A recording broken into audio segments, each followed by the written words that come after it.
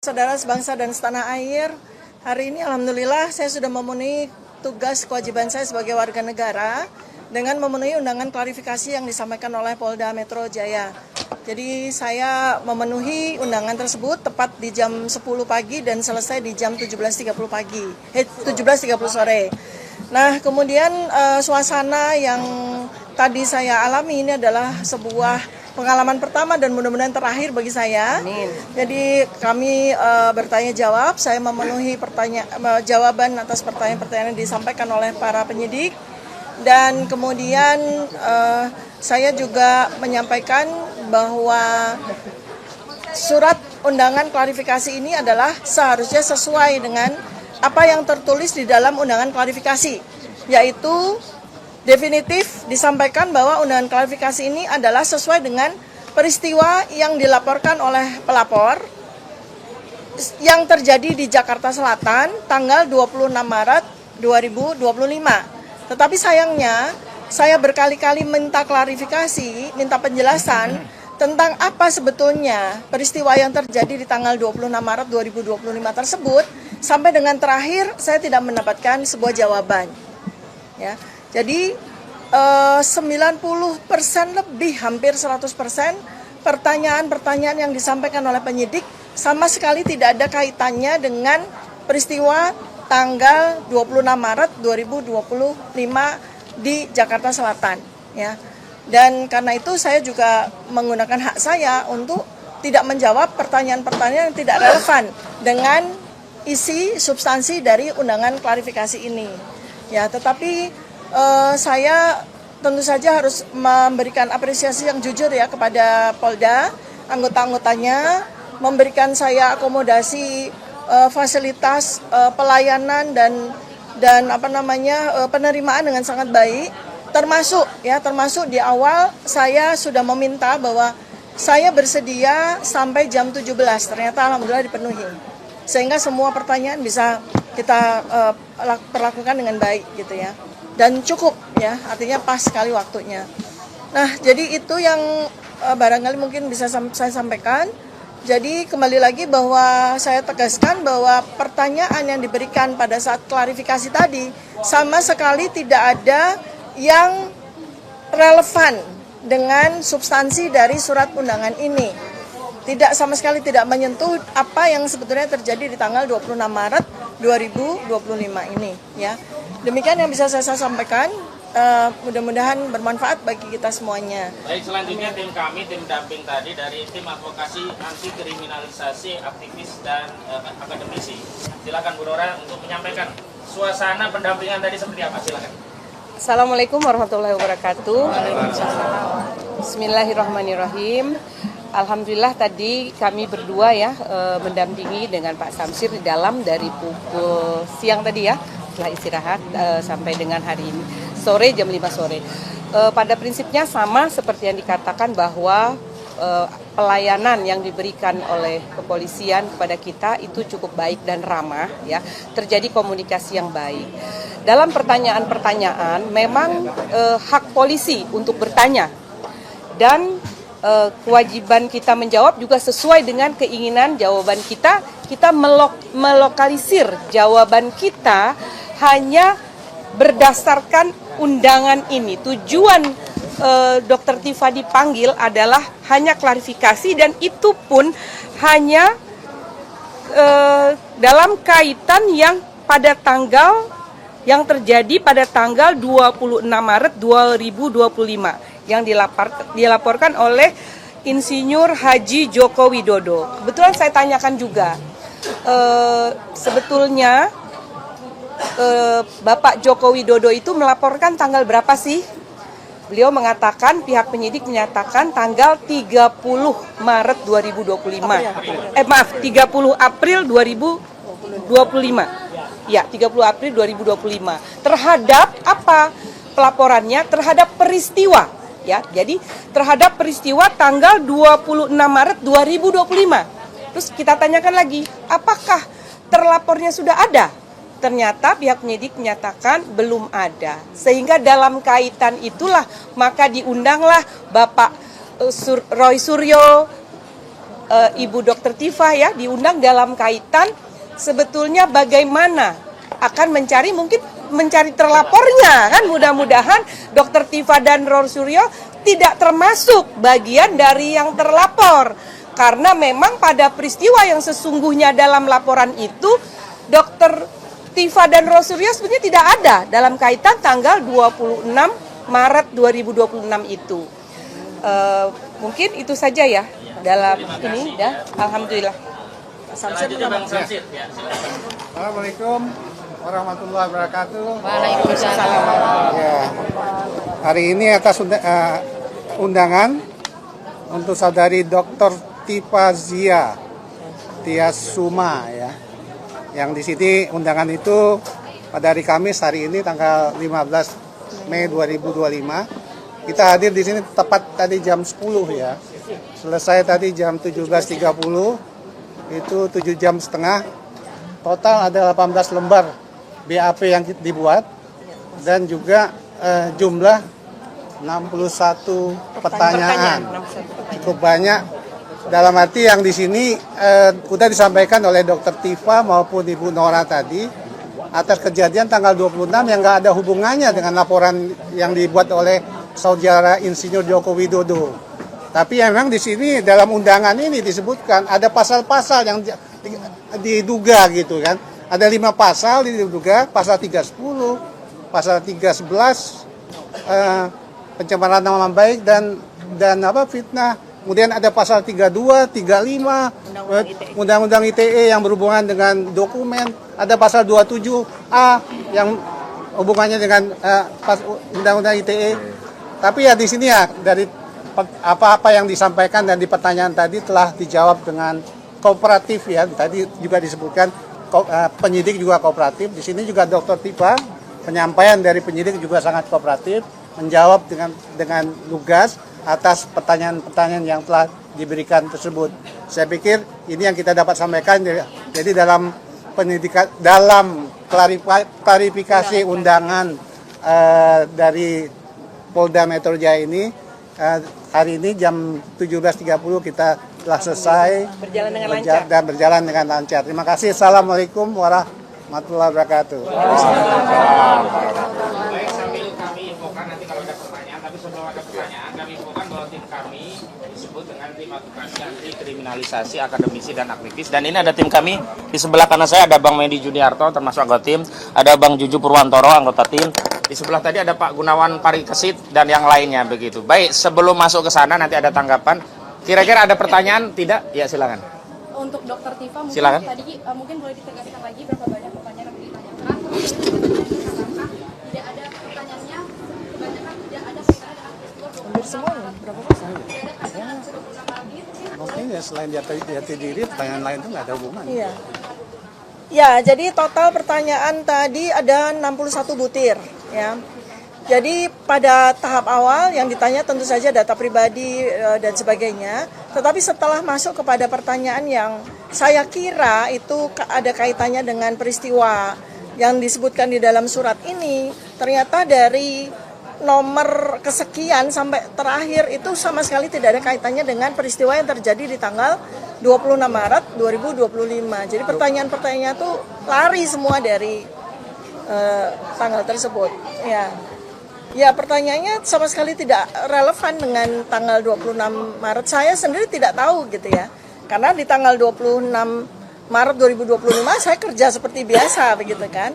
Sama sekali tidak ada peristiwa yang saya hadiri dan sebagainya gitu. Tetapi memang pertanyaannya sama sekali tidak ada, sedikit pun tidak ada kaitannya dengan tanggal 26 Maret 2025 itu.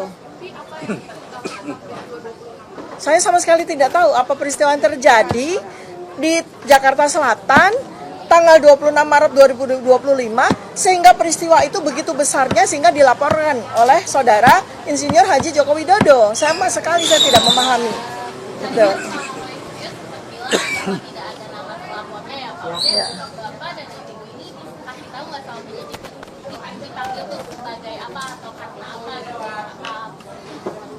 Oh ya, baik, ya saya bertanya tentu saja ya atas 3 pertanyaan penting karena itu 3 pertanyaan itu ada di surat undangan ini ya. Satu, tentang saya sebagai apa gitu ya. Karena di sini kan sudah ada jelas penyidik adalah Polda Metro Jaya. Kemudian pelapor adalah Insinyur Haji Joko Widodo. Tentu saja mestinya di surat ini juga tertulis terlapor. Saya tanya, apakah saya sebagai terlapor? Tidak. Saya diundang sebagai saksi. Nah, kalau saya sebagai saksi, peristiwa yang tertulis di surat ini jelas. Peristiwa di Jakarta Selatan 26 Maret 2025 di mana saya sama sekali tidak tahu peristiwa itu. Saya tidak hadir pada peristiwa apapun itu. Sehingga semestinya saya tidak layak menjadi saksi kan? Seperti itu ya. Tetapi ya saya tetap melayani dengan baik ya semua pertanyaan-pertanyaan tersebut. Ya. Saya sudah berkali-kali dalam 7,5 jam itu bertanya, ya peristiwa apa yang terjadi di Jakarta Selatan 26 Maret 2025 tidak dijawab juga, sama sekali tidak dijawab. Kemudian saya juga bertanya berkali-kali siapa terlapor, juga tidak dijawab. Ya, ya semacam itulah ya gitu.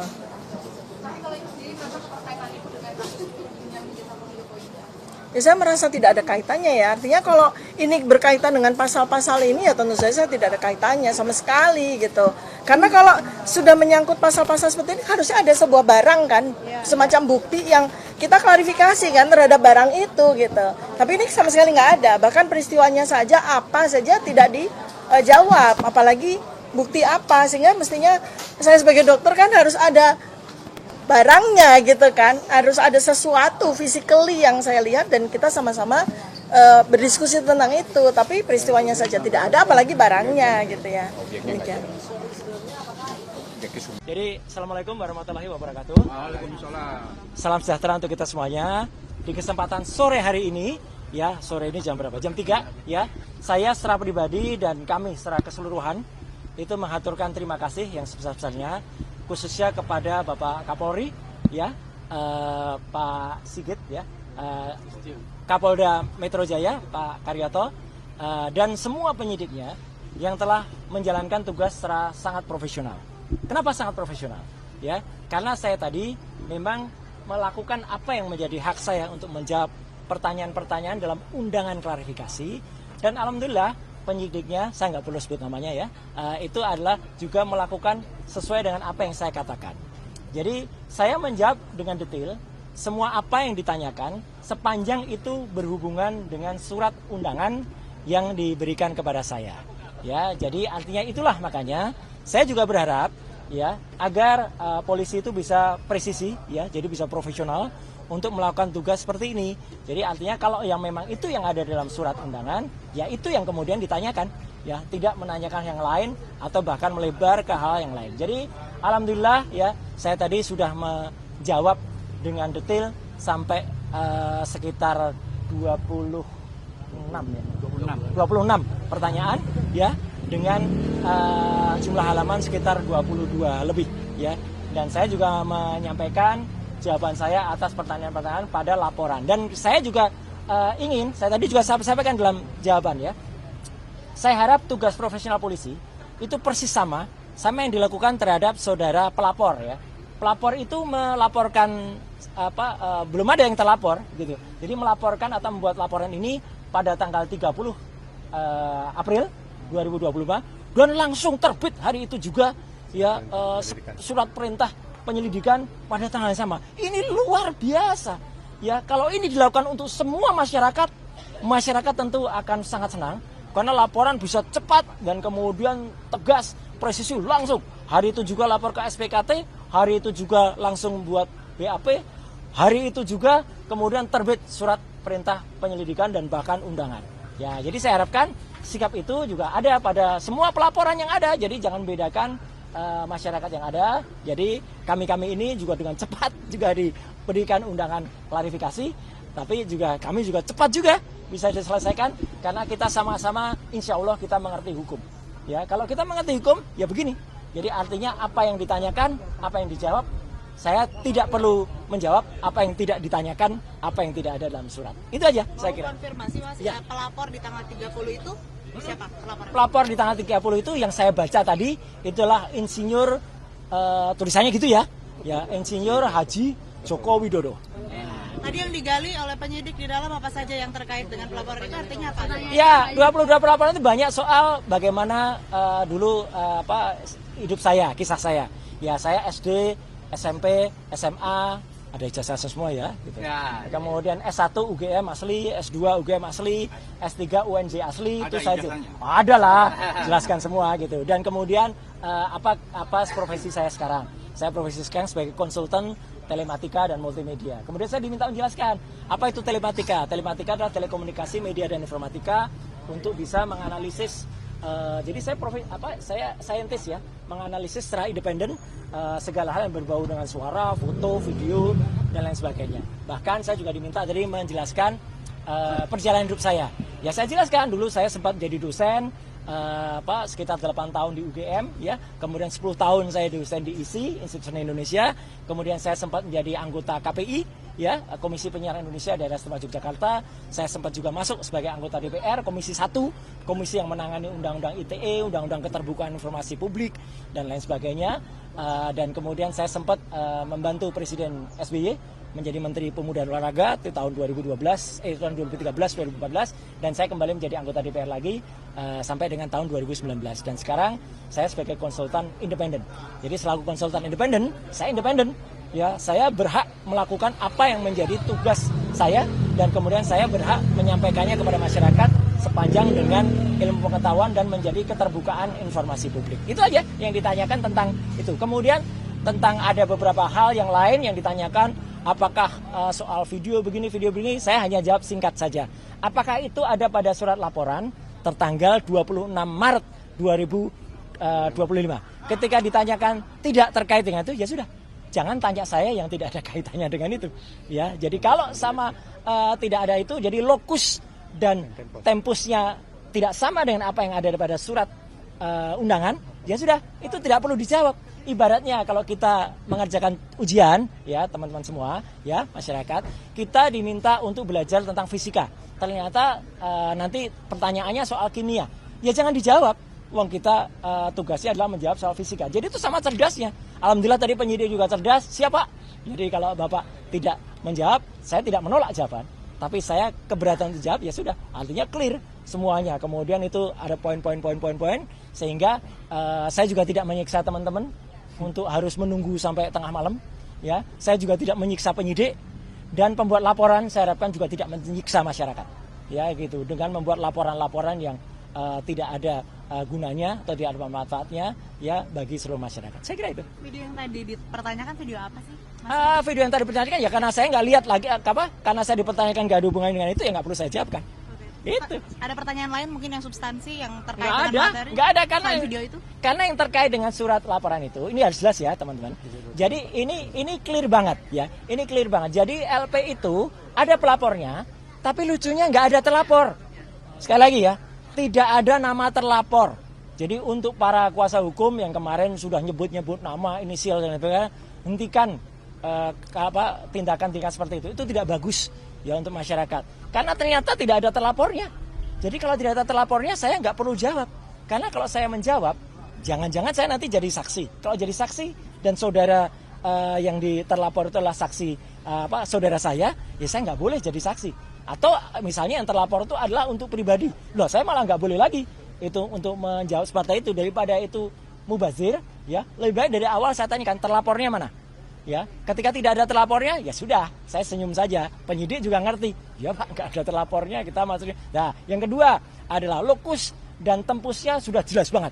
Ya, terjadi di Jakarta Selatan nggak ada Rabunya, tapi tanggal 26 Maret 2025. Udah.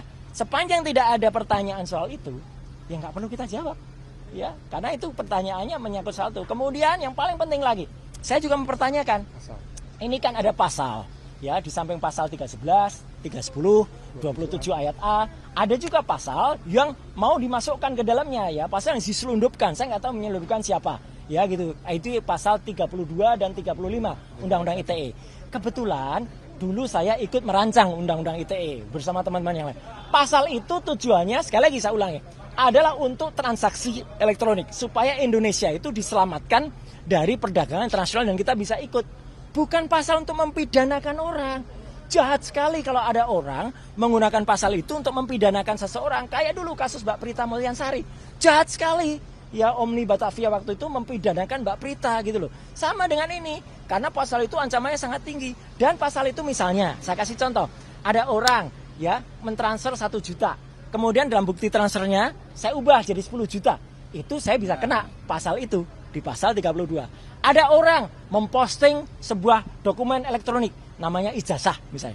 Dia katakan itu asli gitu.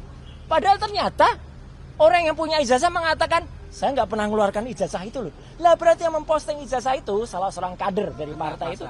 Kena pasal itu harusnya. Justru itu ya kalau yang smart begitu. Jadi saya tadi tanya, dokumen elektroniknya mana? Belum ada Pak dokumen elektroniknya. Ya sudah. Kalau belum ada dokumen elektroniknya ya nggak usah diterima. Jadi saya tadi tidak minta berhenti. Tapi memang selesai pemeriksaannya. Selesai karena tidak ada lagi yang bisa ditanyakan. Ya, karena jawaban saya smart, sharp pada pertanyaan-pertanyaan yang harusnya ditanyakan. Dan penyidik sekali lagi, anak buah Pak Kapolda dan juga anak buahnya Pak Kapolri menjalani itu dengan baik. Dia juga nggak ngeyel. Ya, dia katakan, oh iya Pak, baik Pak. Kalau profesional dan malah kita kasih kuliah tadi panjang, kira ngobrol di dalam bagus sekali dan juga bagus. Jam 12 tadi saya beri waktu untuk sholat zuhur, makan, sholat, kemudian juga hari ini begitu sudah selesai, ya selesai, udah di print, clear, semua sudah saya teken, tanda tangan, ya, dan saya berharap hal yang sama terjadi pada teman-teman yang mungkin ikut diundang, ya, saya harapkan mereka menjawab dengan sharp and clear and clean dan smart, gitu. Tadi next agenda kira-kira ada di Belum ada, karena selesai. Karena pemeriksaan saya selesai. Saya tidak minta berhenti atau dihentikan, tidak. Ya, Anda tahu teman-teman, saya alhamdulillah sehat walafiat, ya gitu jasmani. Meskipun rohani saya tadi juga bilang di dalam.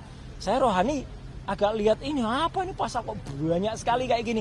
Ya, gitu. Jadi kita juga berhak menanyakan loh. Jadi teman-teman, kalau diundang itu jangan seperti tiba-tiba kita dituduh sesuatu yang nggak jelas pasalnya. Pasalnya kita pertanyakan. Kebetulan pasal-pasal itu saya ikut membuat dulu. Saya jelaskan ini loh maksudnya begini. Di naskah akademiknya ini loh. Jadi harus ngerti pasal itu. Bukan asal kemudian ada pasal ini dipakai untuk mempidanakan orang. Jangan sampai ya. Jangan kita malah justru memiliki mens rea atau niat kurang baik untuk mempidanakan orang. Hati-hati. Mas Roy, siapa lagi yang diperiksa? Masih ada Dokter Tifa di dalam. Dan moga-moga Dokter Tifa juga sama. Moga-moga bisa smart dan clear dan menjawab. Tapi ya kita berdoa saja. Dan moga-moga kalau ada teman-teman yang lain ya. Saya berharap tidak banyak lagi yang harus buat apa ya dipanggil atau bahkan dibikin susah dengan ada laporan yang nggak jelas. Ya. Ini laporan nggak jelas ini. Laporan kok nggak ada yang terlapor. Sekali lagi loh ya, bohong kalau dikatakan sudah ada terlapornya. Nggak ada. Dalam klarifikasi itu belum ada terlapornya. Ya, itu ya. Rekan-rekan, kami izin menyampaikan update tentang penanganan perkara dugaan tindak pidana pencemaran nama baik dan atau fitnah dan atau manipulasi penciptaan, perubahan, pengerusakan informasi elektronik yang dianggap seolah-olah data yang otentik dan atau mengubah, mengurangi, melakukan transmisi, merusak, memindahkan, menyembunyikan suatu informasi elektronik milik orang lain. Ini bunyi pasal ya. Dan atau pencemaran nama baik dalam bentuk informasi elektronik sebagaimana diatur di pasal 310 KUHP dan atau pasal 311 KUHP dan atau pasal 35 Yunto 51 ayat 1 Undang-Undang Nomor 11 2008 tentang ITE yang sudah dirubah akhirnya menjadi Undang-Undang Nomor 1 2024 yang itu merupakan perubahan kedua ya. Jadi perlu kami sampaikan rekan-rekan bahwa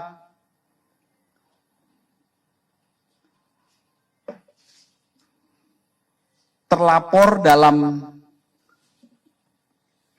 kasus yang dilaporkannya adalah dalam penyelidikan. Kemudian pelapornya adalah saudara JW. Kemudian kronologis perkara yang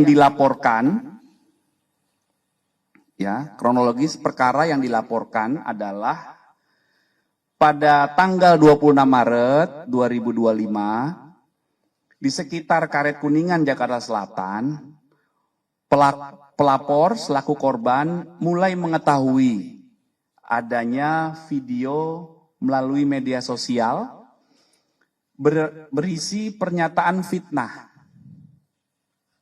dan pencemaran nama baik dengan pernyataan ijazah palsu S1 dari sebuah universitas milik pelapor atau korban, yang selanjutnya pelapor meminta kepada ADC atau ajudannya dan kuasa hukum untuk mengumpulkan bukti-bukti dari berbagai media sosial dan mengingatkan kepada pihak yang membuat pernyataan dan konten berisi fitnah dan pencemaran nama baik tersebut sebagaimana yang dinyatakan diantaranya oleh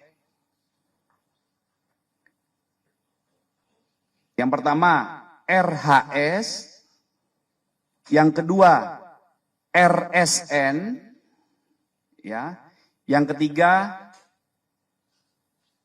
TT, yang keempat ES, dan yang kelima KTR.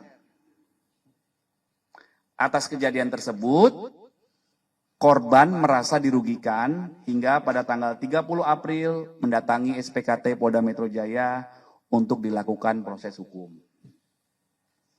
Setelah menerima laporan ini, Polda Metro Jaya menindaklanjuti. Dalam hal ini, tim penyelidik dari Subdit Kamnek Ditreskrim Polda Metro Jaya. Tahap awal yang dilakukan pengambilan keterangan dalam rangka klarifikasi dalam tahap pendalaman, yaitu proses penyelidikan, pelapor sudah diambil keterangan. Sampai dengan hari ini setidaknya ada 24 saksi yang telah diambil keterangan dalam tahap pendalaman di proses penyelidikan. Ya, jadi setiap kami menerima laporan polisi, tahap awal yang dilakukan adalah penyelidikan. Penyelidikan adalah proses pendalaman yang dilakukan oleh penyelidik untuk mengetahui atau mencari fakta apakah peristiwa yang dilaporkan itu ada dugaan tindak pidana atau tidak. Apa peristiwa yang dilaporkan? Tadi yang sudah kami jelaskan. Ya, jadi makanya waktu itu rekan-rekan pernah bertanya, apakah benar A, B, C, D itu terlapor? Terlapornya dari laporan yang kami terima dalam penyelidikan. Tapi dalam peristiwa itu muncul beberapa nama yang dijelaskan oleh pelapor selaku korban, dan peristiwa inilah yang dilakukan proses pendalaman saat ini. Itu rekan-rekannya ya.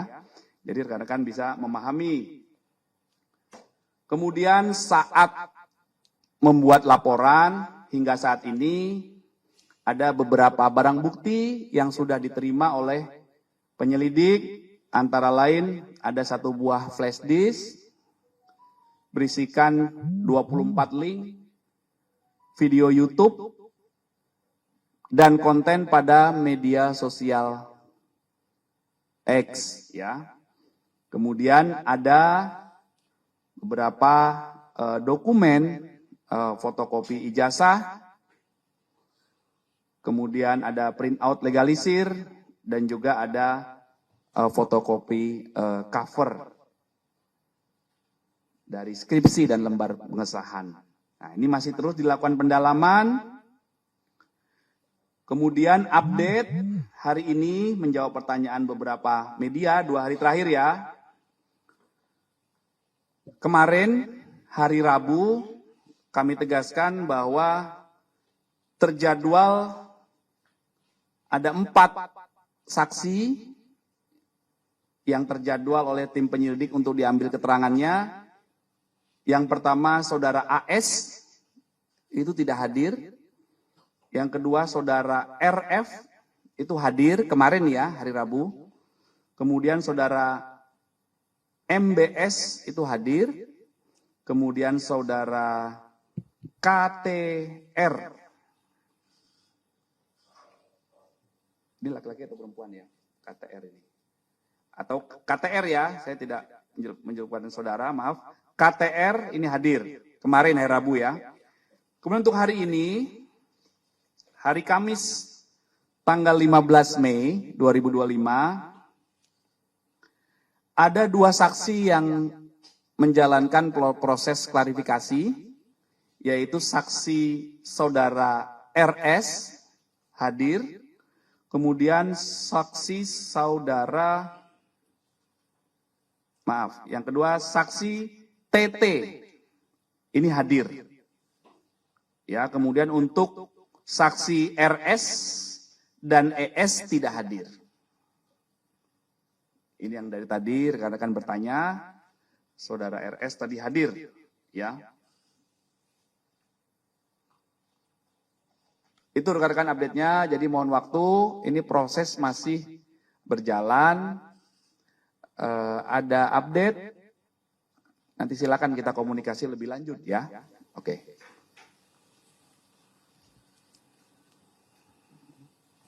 Ada pertanyaan? Iya. Berarti pihak kepolisian sudah mengantongi ijazah milik pelapor JW dan tempat pengasahan skripsi milik pelapor. Fotokopi. Tadi saya jelaskan fotokopi.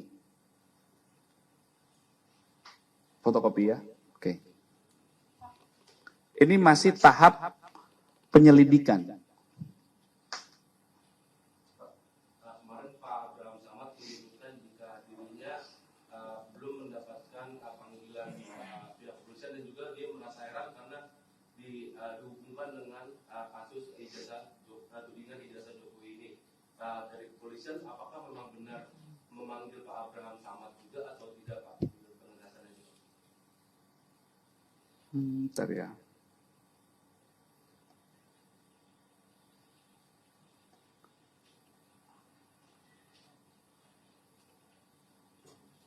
Sudah, informasi dari penyelidik undangan sudah dikirimkan.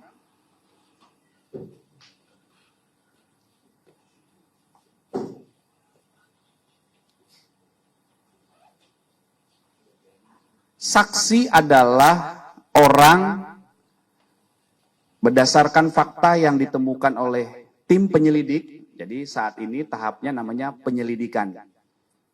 Dan tahap penyelidikan ini penyelidik mengumpulkan fakta-fakta dari pelapor, dari korban, kemudian saksi-saksi yang dijelaskan oleh korban, kemudian dari peristiwa utuh muncul saksi-saksi. Jadi siapapun yang dipanggil saksi oleh tim penyelidik, maka pasti dibutuhkan keterangannya untuk membuat peristiwa ini menjadi utuh di tahap penyelidikan awal. Ya, sekali lagi penyelidikan adalah upaya penyelidik untuk mengumpulkan fakta untuk menentukan apakah peristiwa yang dilaporkan oleh korban ini ada tindak pidana atau tidak. Nah, itu tahap awalnya dulu.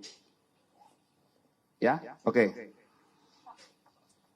Ya. Tadi kan ada beberapa saksi nih yang tidak hadir atau mangkir. Apakah kemudian akan dijadwalkan ulang? Dan selanjutnya ini ada saksi lain juga yang akan dipanggil untuk pemeriksaan? Ya, nanti itu penyelidik yang menjadwalkan ya.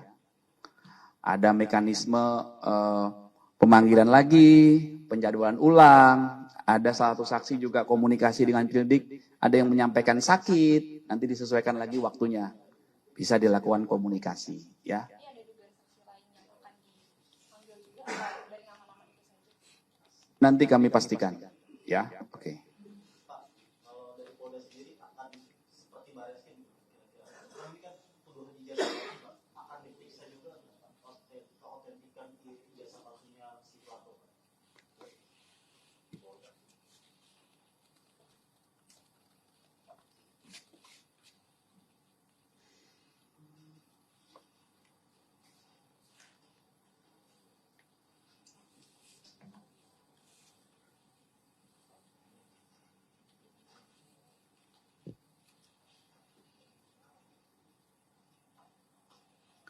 berdasarkan laporan yang disampaikan oleh pelapor ataupun korban, maka yang menjadi objek perkara penanganan kasus ini adalah pernyataan yang mengandung fitnah dan pencemaran nama baik melalui media sosial atas tuduhan ijazah palsu S1 milik pelapor,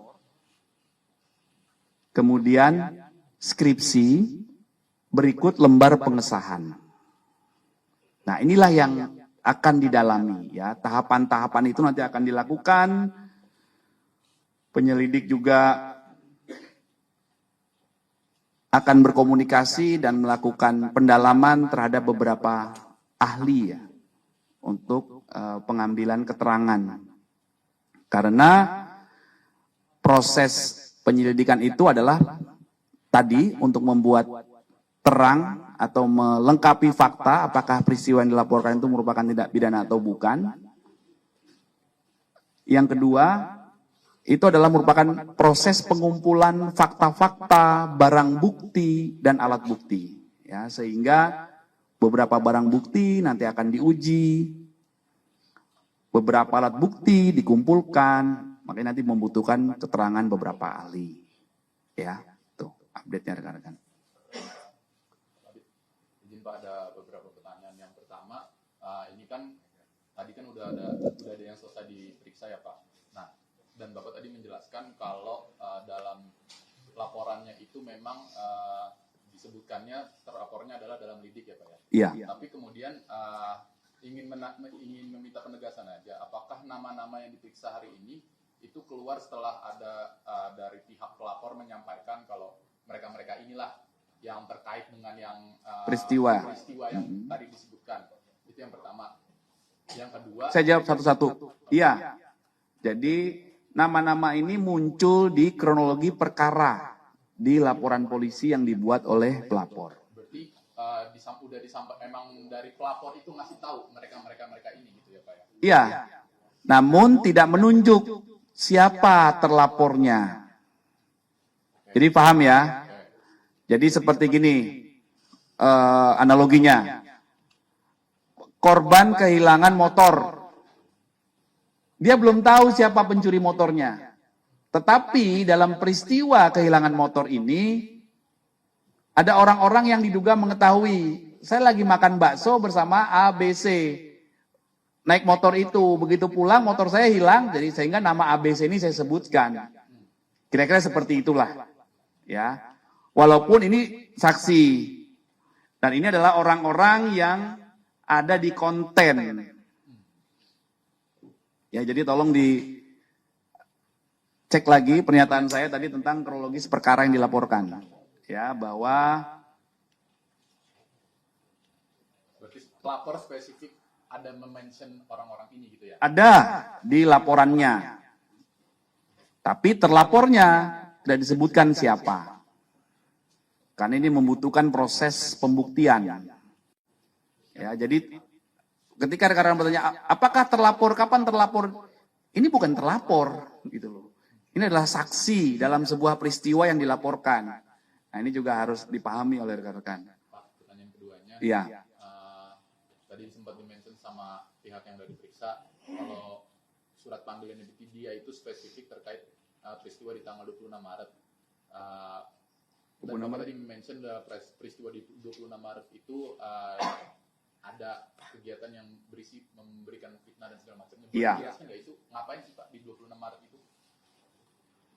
Kan tadi sudah saya jelaskan ya kronologinya ya. Maksudnya apa pergumulan apa yang terjadi di situ gitu loh Pak yang dibahas gitu. Kenapa?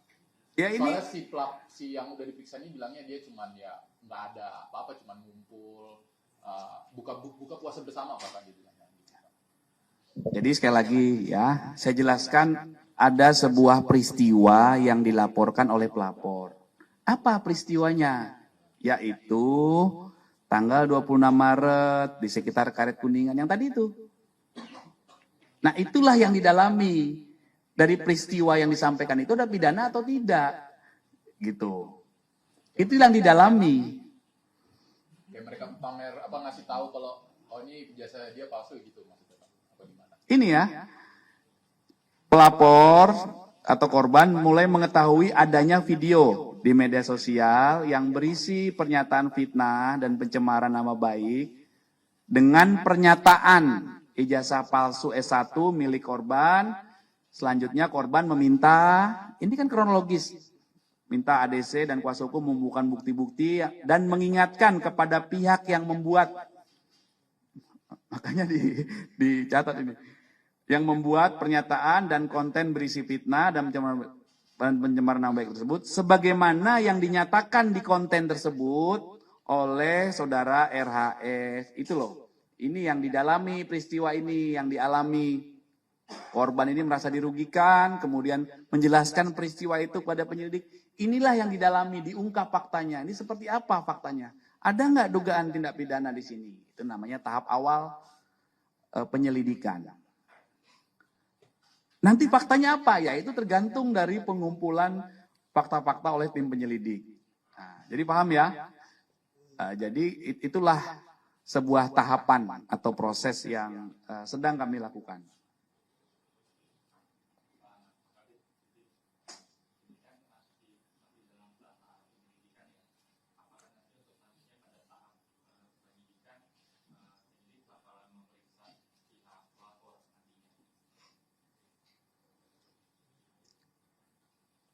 Sudah pasti ya. Jadi tahapan penyelidikan itu diperiksa, klarifikasi, nanti fakta-fakta dikumpulkan, kemudian dilakukan gelar perkara, ditentukan hasil gelar perkara berdasarkan alat bukti dan barang bukti yang dikumpulkan, ada nggak dugaan tindak pidana?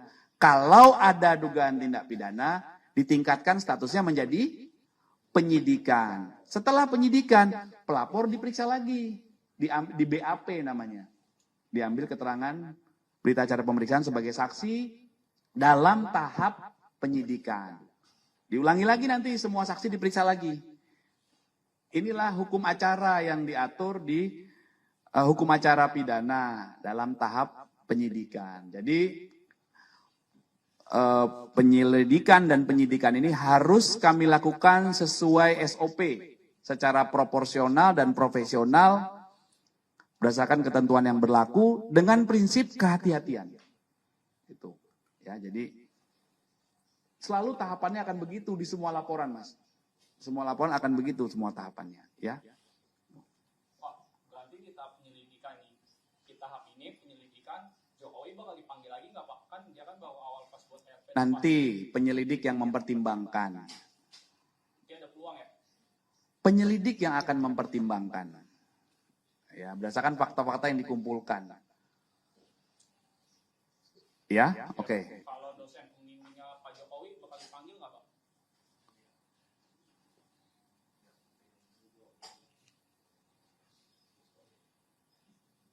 Dosen pembimbingnya. Iya Pak, kan kemarin sempat upload. Nanti kami cek, ya. Kami cek ke penyelidik ya.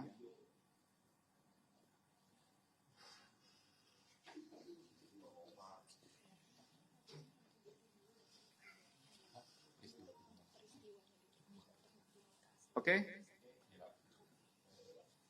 Jadi biar edukasi juga. Jadi pertanyaannya itu biar nyambung gitu loh. Jangan yang pertanyaan yang salah, yang jawab bingung nanti. Ya, oke? Tapi sejauh ini pertanyaannya keren-keren. Selalu menimbulkan angle baru. Keren.